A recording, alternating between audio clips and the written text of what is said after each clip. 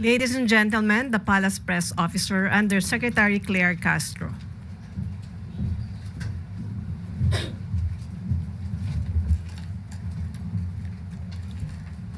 Magandang araw, Malacanang Press Corps.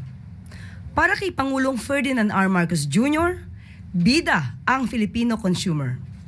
Ngayong buwan ng Oktubre, inaanyayahan ng Department of Trade and Industry o DTI ang lahat na makilahok sa Consumer Welfare Month celebration. Mula October 1, paiigtingin ng DTI ang pagpapalawig sa edukasyon at karapatang Pinoy consumers. Kabilang sa selebrasyon ang iba't ibang aktibidad upang isulong ang consumer welfare and protection ng bawat Pilipino, gaya ng Fun Run sa October 26 sa Intramuros, Manila, National Standards Week, Nationwide Destruction of Uncertified Products, Appreciation and Recognition Night for Stakeholders, Nationwide Monitoring of Consumer Goods, at iba pang aktibidad gaya ng Consumer Assembly sa barangay. Maging mapanuri at mapagmatsyag sa inyong pamimili. Alamin ang karapatan at lawakan ang kamalayan bilang isang responsible consumer. Dahil sa ilalim ng administrasyon ni Pangulong Marcos Jr., bida ang consumer sa bagong Pilipinas.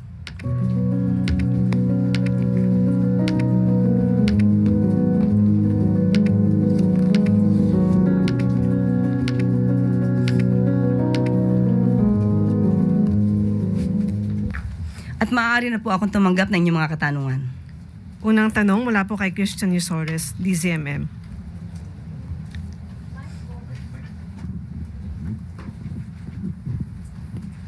Good afternoon, Yusek. Good afternoon. May we know po the Palace's statement or reaction sa resignation ni Mr. Zaldico as member ng House of Representatives. May mga umaalma po kasi na baka lalong hindi na po siya umuwi, and even DOJ Secretary Remulla said alam niya na baka hindi na magparamdam si Mr. Ko. Sa pangyayari po yan, kung nag-resign po siya, yan naman po ay kanyang kagustuhan. Wala makakapigil sa kanyang mga desisyon. Ngunit kung magkakaroon man siya ng kaso at maisasampa, hindi po niya ito maiiwasan. Hindi niya po ito matatakbuhan. So mas maganda po rito kung siya man po ay masasampa ng kaso, ipaglaban na lang niya ang kanyang karapatan at ipaglaban ang katotohanan na naaayon sa kanyang mga ebidensya. One follow-up lang po. How important po ba si Mr. Zaldico dito po sa gitna po ng mga investigation sa flood control controversy? Kasi lumulutang po yung pangalan niya for the past week sa mga hearing in the Senate pati po sa House of Representatives. Kung nababanggit ng kanyang pangalan, definitely dapat niya po itong sagutin. Dahil kung hindi niya po ito masasagot at iiwasan niya, lalabas lamang po siyang guilty. So mas mainam po na maipaliwanag niya ang kanyang side. Sunod na tanong, Katrina Domingo, ABS-CBN. Good morning, Yusek. Good afternoon, Yusek. Ma'am, may we know the status of the blue alert notice for Congressman Zaldico? Has it already been granted, and meron na po bang nabigay na whereabouts and current movement of the former congressman? Kakakausap pa lang po natin kanina kay Asik Miko Clavano, pero ang sabi po niya ay waiting pa rin po sila ng response. So hantayin na lang po natin.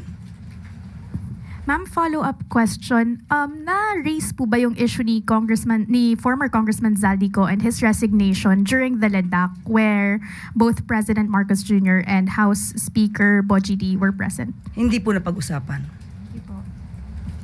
Sunod, Ana Bajo, GMA Online.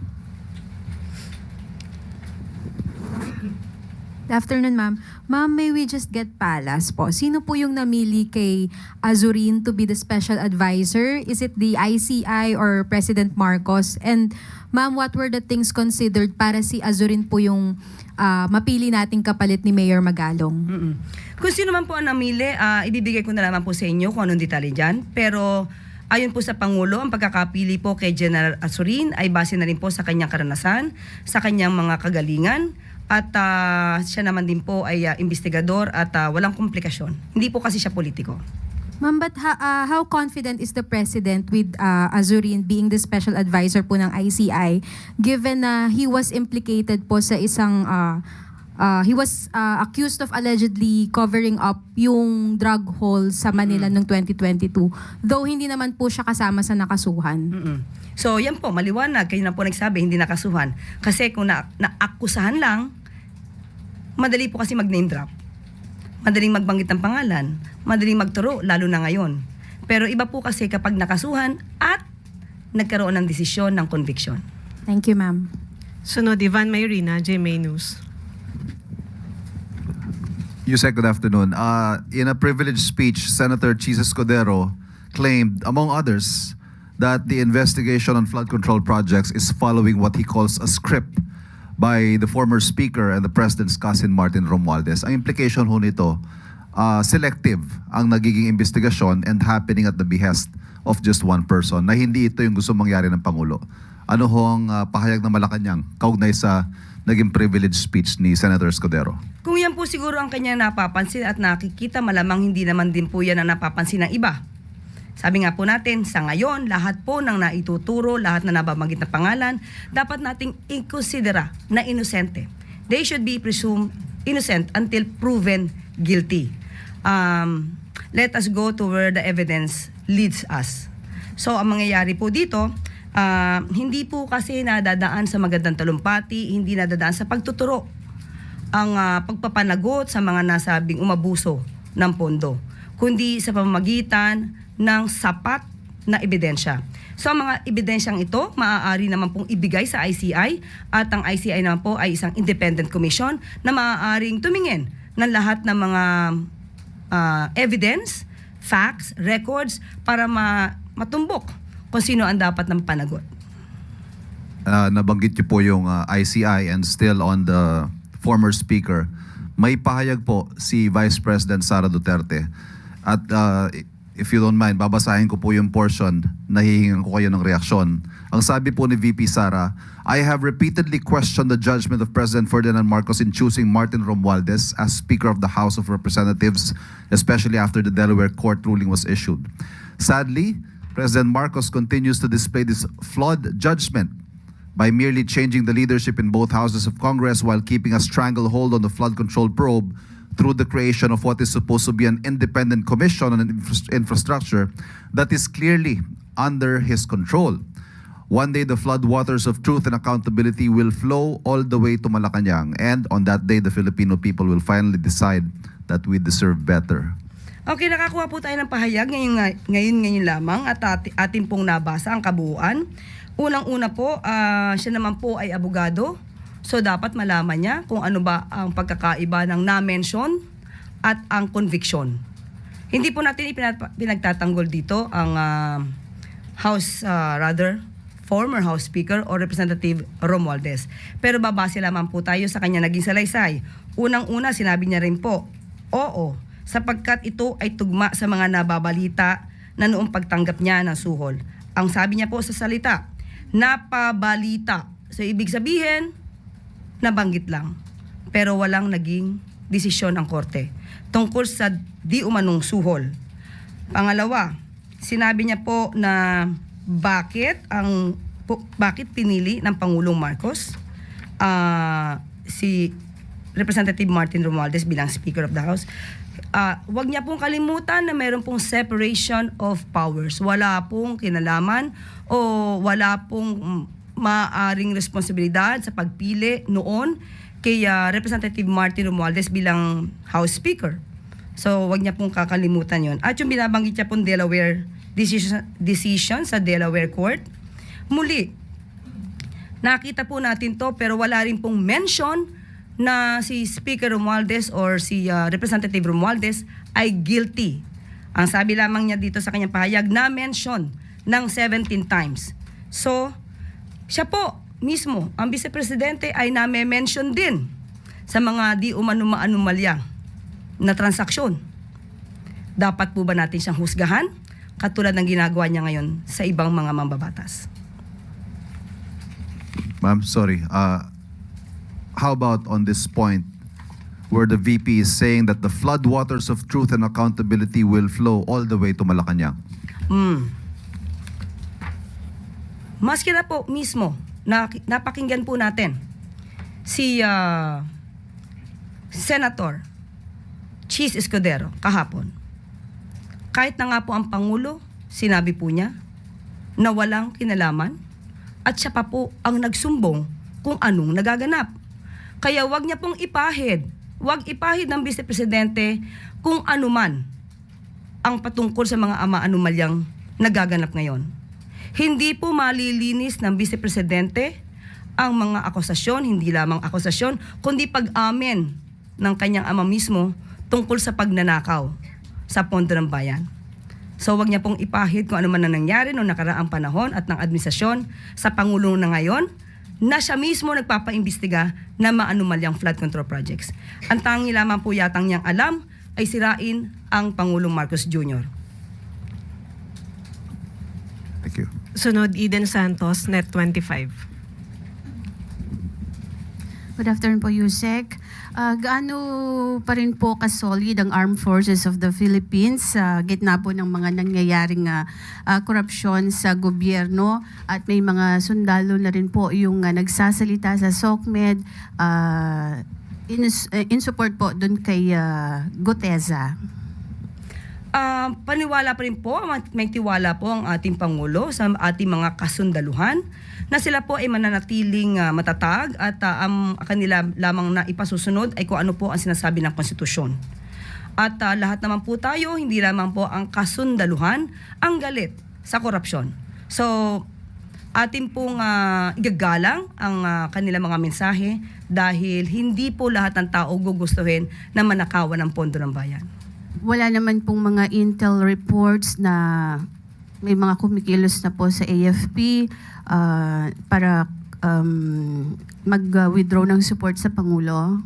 Nadinig na po natin si General Bronner. Sinabi po niya na mananatili silang matatag at hindi po sila sasali sa gintong klaseng gulo at ang papatupad lamang po nila kung ano yung nasa konstitusyon. Thank you. Sunod, Alvin Baltasar, Radyo Pilipinas.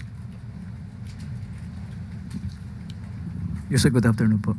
Yusek, ano po ang stand ng Pangulo tungkol doon sa panawagan na sana ma-open yung hearing sa Independent Commission for Infrastructure? Noon pa po sinabi ng Pangulo na itong ICI ay isang independent commission. So kung ano po ang kanilang magiging polisiya at ang kanilang magiging procedure po doon ay igagalang po ng Pangulo at hindi po manghihimasok ang Pangulo dahil sila po ay independent body or commission.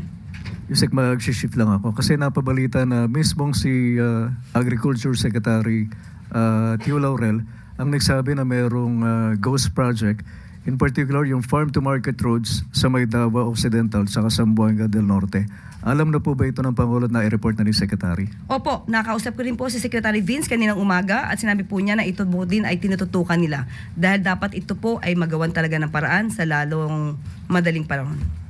Pero may specific directive ba si Pangulo tungkol dito, Yusek? Katulad po sinabi natin, lahat ng mga ganitong klase na mga may anomalya, hindi lamang po sa flood control projects, kundi sa lahat ng infrastructure, yan po ay tututukan. Thank you po, Yusek. Sunod, Sam Mendinilla, Business Mirror. Good afternoon, ma'am.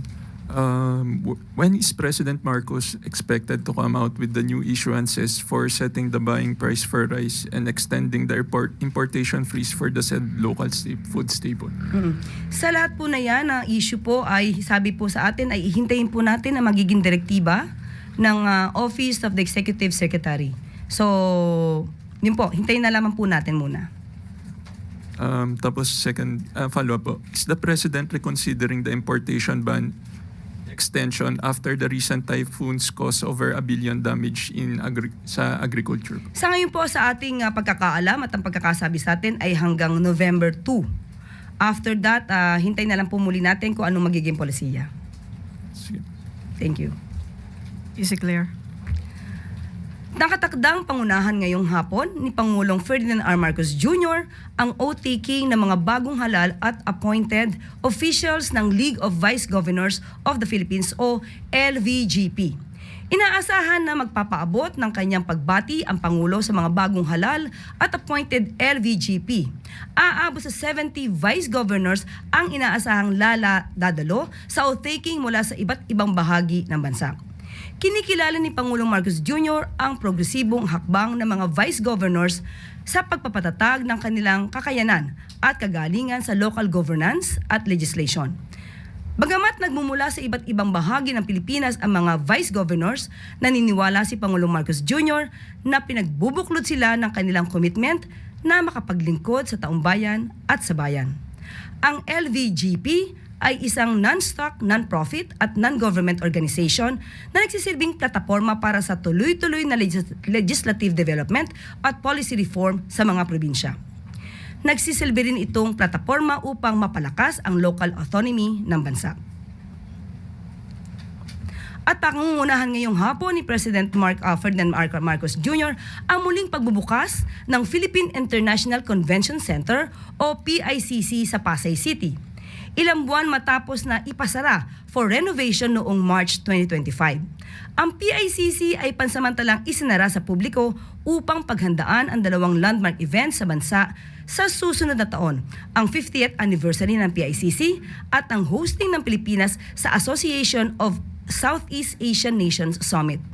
Kabilang sa mga upgrades sa PICC, ang installation ng complete state-of-the-art audiovisual equipment para sa international at local event servicing, ang malaking LED wall sa mga meeting rooms at halls at high-speed complex-wide Wi-Fi. Kasama rin dito ang enhanced security systems at energy-efficient LED lighting. Ang PICC ay opisyal na nagbukas sa publiko noong September 5, 1976. Ito ay nagsisilbing historic at architecturally significant convention center na dinisenyo ni national artist and architect Leandro Locsin at ito ay pagmamayari ng Bangko Sentral ng Pilipinas. Kabilang sa mga historical events na ginanap sa PICC ang Miss Universe pageant noong 1994 at ang ASEAN noong 2017. At dito na po nagtatapos ang ating press briefing. Magandang araw para sa bagong Pilipinas.